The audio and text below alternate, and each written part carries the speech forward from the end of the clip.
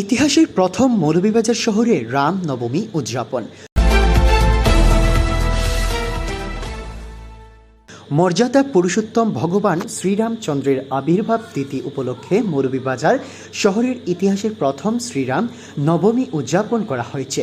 মৌলভীবাজার জেলার 5টি সনাতনী সংগঠন একত্রিত হয়ে এই আয়োজন করে শত শত রাম ভক্তদের সম্মিলিত করে বিশাল মঙ্গল শোভাযাত্রার আয়োজন করা হয়।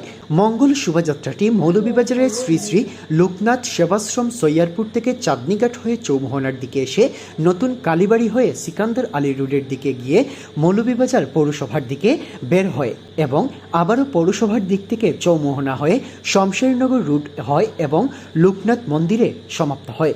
এতে মৌলভীবাজার জেলা পুলিশের গুরুত্বপূর্ণ ভূমিকা রাখে এবং সার্বিক নিরাপত্তা নিশ্চিত করে। মন্দিরে উপস্থিত সকল রাম ভক্তদের মুখে একটাই স্লোগান ছিল, জয় শ্রীরাম।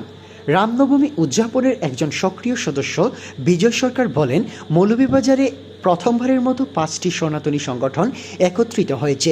এটা অত্যন্ত আনন্দের বিষয়।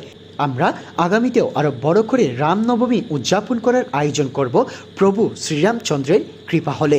রামনবমী উদযাপনে আরও 5টি সনাতনী সংগঠন হল বাংলাদেশ জাতীয় হিন্দু মহাসংঘ মৌলভীবাজার, তরুণ সনাতনী সংঘ TSS মৌলভীবাজার, বাংলাদেশ সনাতনী বৈদিক বিদ্যালয় মৌলভীবাজার, বাংলাদেশ জাতীয় হিন্দু ছাত্র মহাসংঘ মৌলভীবাজার, বাংলাদেশ জাতীয় হিন্দু ছাত্র মহাজোট মৌলভীবাজার। এছাড়াও মৌলভীবাজার জেলার সকল সনাতনী রাম ভক্তরা এগিয়ে এসেছেন।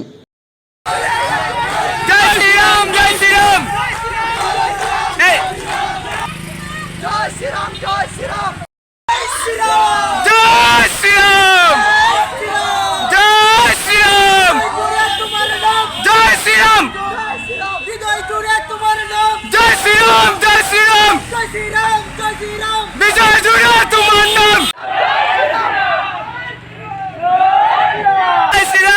শ্রীরাম।